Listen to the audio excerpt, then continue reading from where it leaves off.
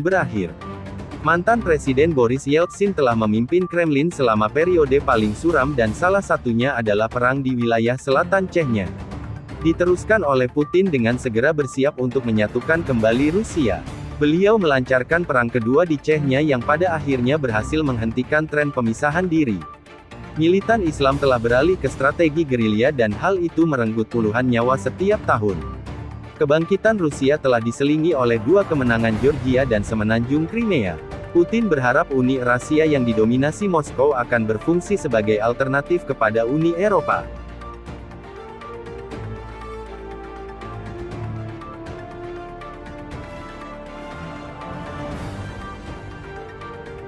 Belarusia dianggap tidak bebas dan situasi peringkat rendah dalam kebebasan politik dan ia juga adalah kediktatoran terakhir di Eropa.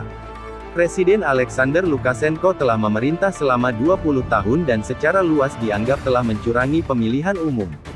Kebijakan otoriternya telah menyebabkan gesekan dengan Uni Eropa dan AS yang mengakibatkan sanksi ekonomi dan larangan perjalanan bagi pejabat tinggi.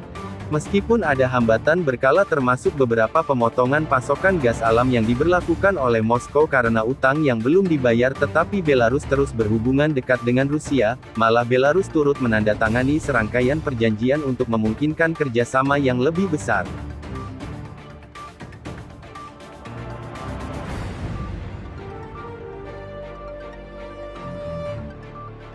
Ukraina adalah negara pasca Soviet pertama yang secara damai mentransfer kekuasaan melalui pemilihan. 12 pemilihan telah diadakan sejak 1991 dan 5 adalah dianggap bebas dan adil. Hal itu memicu ketidakpastian politik dan gangguan ekonomi terus berlanjut bertahun-tahun.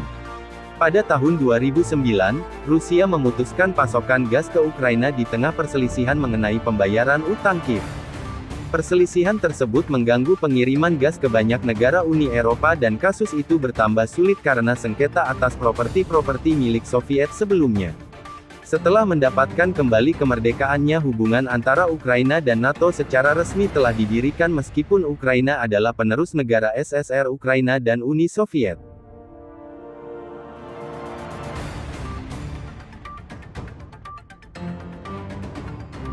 Georgia adalah sebuah negara di persimpangan Eropa dan Asia dan bekas Republik Soviet. Ia menjadi rumah bagi desa-desa pegunungan Kaukasus dan pantai Laut Hitam.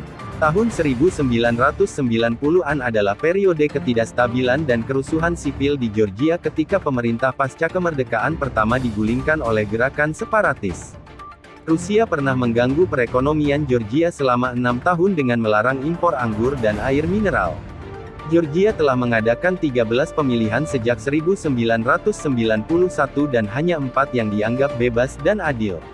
Amandemen konstitusi yang diperkenalkan pada tahun 2013 melemahkan otoritas presiden yang mendukung peningkatan kekuasaan untuk parlemen.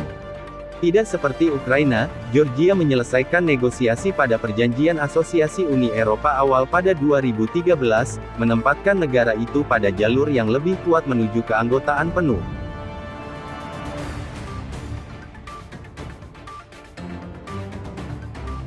Azerbaijan adalah negara dan bekas Republik Soviet yang dibatasi oleh Laut Kaspia dan pegunungan Kaukasus terbentang di Asia dan Eropa. Ibu kotanya Baku terkenal dengan inner city yang berdinding abad pertengahan. Azerbaijan telah mengadakan 12 pemilihan sejak tahun 1991 dan semuanya yang dianggap tidak adil dan bebas. Ekspor minyak dan gas alam telah membantu menjadikan Azerbaijan negara paling makmur di wilayah Kaukasus tetapi juga yang paling korup menurut Transparency International. Ilham Aliyev memenangkan pemilihan presiden dan sejak itu mengembangkan hubungan strategis yang kuat dengan AS dan Uni Eropa sambil menjaga jarak dengan Rusia. Prioritas diplomatik utama Azerbaijan adalah pemulihan Nagorno-Karabakh dan wilayah lainnya tetapi pembicaraan politik dengan Armenia sering menemui jalan buntu.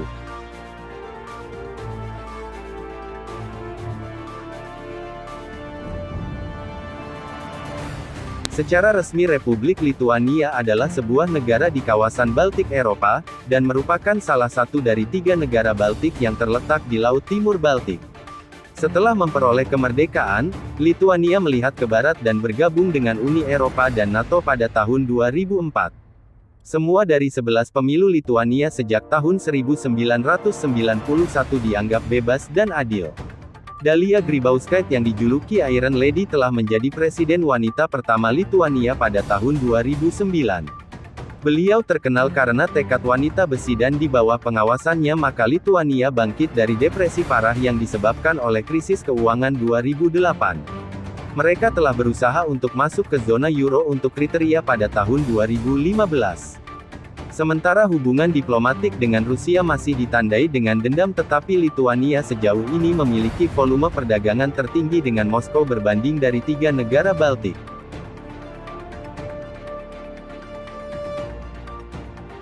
Latvia adalah sebuah negara di Laut Baltik antara Lituania dan Estonia dan landskapnya ditandai dengan pantai yang luas serta hutan yang lebat dan luas dengan ibu kotanya adalah Riga. Setelah runtuhnya Uni Soviet, Latvia mengalami transformasi dramatis dan dengan cepat berbelok ke barat, dan akhirnya bergabung dengan Uni Eropa dan NATO. Seperti tetangga Baltiknya, Latvia memiliki hubungan yang kontroversial dengan Rusia. Ini turut menjadi parah ketika hak-hak penduduk etnis Rusia Latvia penduduknya tetap menjadi masalah pelik dan tidak diperhatikan. Banyak orang Latvia percaya masuknya migran dari Uni Soviet selama beberapa dekade adalah bagian dari upaya bersama untuk menghancurkan nasionalisme Latvia dan budaya Baltik.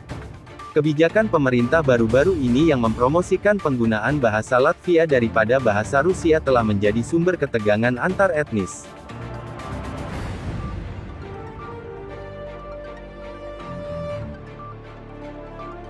Estonia adalah sebuah negara di Eropa Utara yang berbatasan dengan Laut Baltik dan Teluk Finlandia dan dulunya bagian dari Uni Soviet. Tempat ini dipenuhi dengan kastil, gereja serta benteng di puncak bukit dan ibu kotanya adalah Tallinn. Estonia adalah yang terkecil yang paling sedikit korup dan paling makmur dari semua bekas Republik Soviet. Negara Baltik ini telah bergegas untuk merangkul sistem pasar dan ekonominya sekarang didukung oleh industri telekomunikasi dan elektronik yang dinamis. Ketika terjadi krisis keuangan global pada tahun 2008 yang telah menghantam Estonia dengan keras sehingga membuat pengangguran melonjak, dan dengan langkah-langkah penghematan yang ketat dengan cepat membuat ekonomi kembali ke jalurnya. Estonia turut bergabung dengan Uni Eropa dan NATO serta memasuki zona euro pada tahun 2011 dan mengakibatkan hubungan Estonia dengan Rusia penuh dengan ketegangan.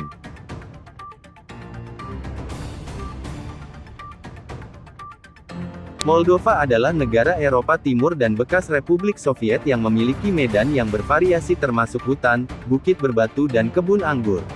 Ibu kota Chisinau memiliki arsitektur bergaya Soviet tetapi etnografi mencerminkan hubungan budaya dengan negara tetangga Rumania. Merupakan salah satu negara termiskin di Eropa karena terjadi gejolak politik dan ekonomi internal yang berulang selama hampir sedekad. Moldova turut menghadapi gemuruh separatis dari minoritas Turki dan Gagauz sehingga memberi mereka status otonomi khusus. Negara Moldova memiliki ikatan linguistik dan budaya yang erat dengan tetangga Rumania. Sejak merdeka Moldova mengadakan 9 pemilihan dan hanya 1 dianggap bebas dan adil. Otoritas Moldova menandatangani perjanjian dengan Uni Eropa untuk menempatkan negara itu di jalur menuju keanggotaan penuh, tetapi Rusia menentang aspirasi Moldova Uni Eropa dan mungkin coba menggunakan konflik Transnistria untuk mengganggu rencana tersebut.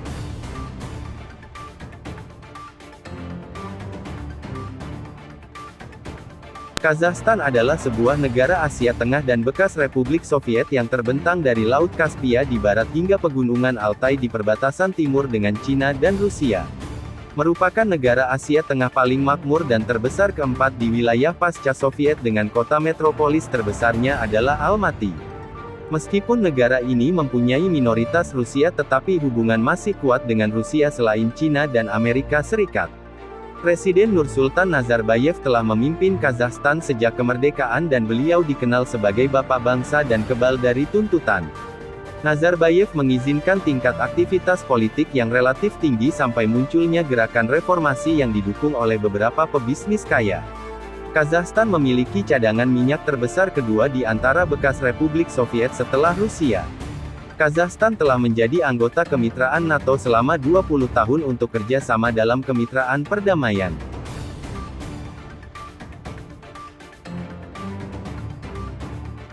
Kirgistan adalah secara resmi dikenal sebagai Republik Kirgistan dan merupakan negara pegunungan yang terkurung daratan di Asia Tengah. Ia berbatasan dengan Kazakhstan, Uzbekistan, Tajikistan dan Cina. Ibu kota dan kota terbesarnya adalah Bishkek. Kirgistan telah berusaha untuk menyeimbangkan kepentingan Barat dan Rusia. Presiden pasca Soviet pertama negara itu yaitu Askar Akayev pada awalnya mengejar kebijakan liberal dan mendapatkan reputasi sebagai negara yang paling berorientasi demokratis di Asia Tengah. Setelah 9/11, Kirgistan setuju untuk menjadi tuan rumah pangkalan udara AS dan berfungsi sebagai pusat logistik untuk operasi militer AS dan NATO di Afghanistan. Meskipun China telah membuat terobosan selama 2 dekade terakhir, Kirgistan sangat bergantung pada Rusia karena pengangguran yang tinggi. Oleh karena kemiskinan yang meluas, banyak mencari pekerjaan di Rusia dan membuat Kirgistan menjadi sumber utama pekerja migran.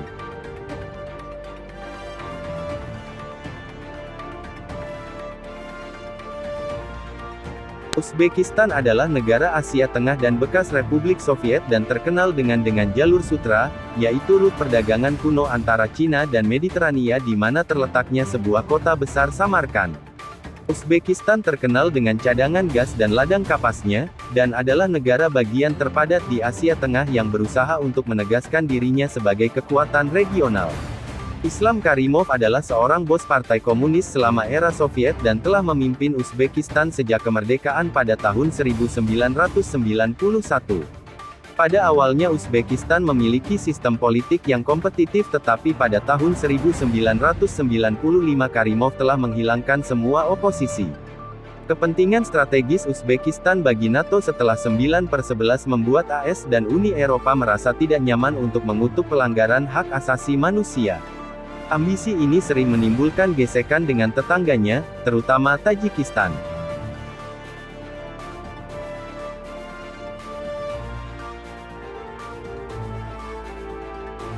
Meskipun ekspor utama Armenia adalah logam dan berlian, tetapi ia menjadi negara termiskin di Kaukasus. Sejarah pasca Soviet negara itu telah ditentukan oleh 2 perselisihan diplomatik dengan tetangganya. Pertama, ketika Turki setuju genosida orang Armenia selama era Ottoman akhir, dan kedua, penyelesaian konflik dengan Azerbaijan atas wilayah Nagorno-Karabakh. Armenia adalah sekutu dekat Rusia dan menjadi tuan rumah pangkalan militer Rusia di dekat kota provinsi Gyumri. Armenia pernah menjajaki pemulihan hubungan dengan Turki, tetapi inisiatif tersebut gagal untuk mengakhiri permusuhan timbal balik selama beberapa dekade. Oleh karena ekonomi domestik yang lesu, maka ratusan ribu orang Armenia berada di luar negeri sebagai buruh migran, dan negeri ini tidak mungkin bergabung dengan NATO karena kebijakannya sering menyelaraskannya lebih dekat dengan Rusia.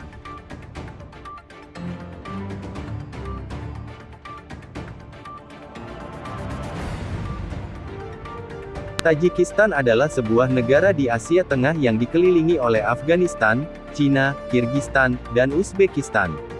Tajikistan adalah yang termiskin dari semua bekas Republik Soviet menurut Indeks Pembangunan Manusia UNDP. Pada saat yang sama, Tajikistan sangat bergantung pada Rusia untuk bantuan ekonomi dan strategis, dan Moskow mempertahankan divisi tentara di tanah Tajik. Tak lama setelah keruntuhan Soviet, ia berubah menjadi perang saudara, mengadu pasukan pemerintah yang didominasi oleh mantan elit Partai Komunis melawan koalisi luas yang mencakup elemen-elemen Islamis dan pro-Barat. Di perbatasan utara Afghanistan, negara ini berfungsi sebagai daerah pementasan penting dan rute pasokan untuk operasi AS dan NATO melawan Taliban. Seorang filosof dan penyair Sufi bernama Rumi berasal dari Tajikistan, yaitu sebuah distrik yang dinamai menurut namanya.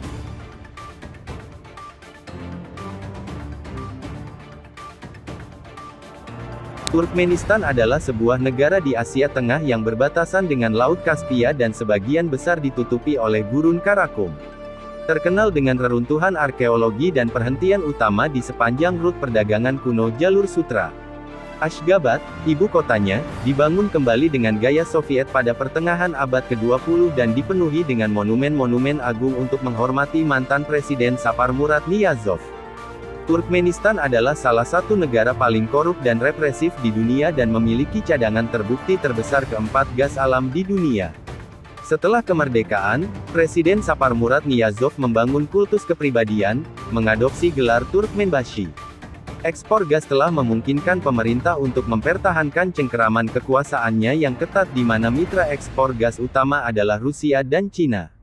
Turkmenistan telah menyatakan minatnya untuk mengekspor ke Uni Eropa melalui pipa Trans-Caspia ke India dan Pakistan dan seluruh Afghanistan.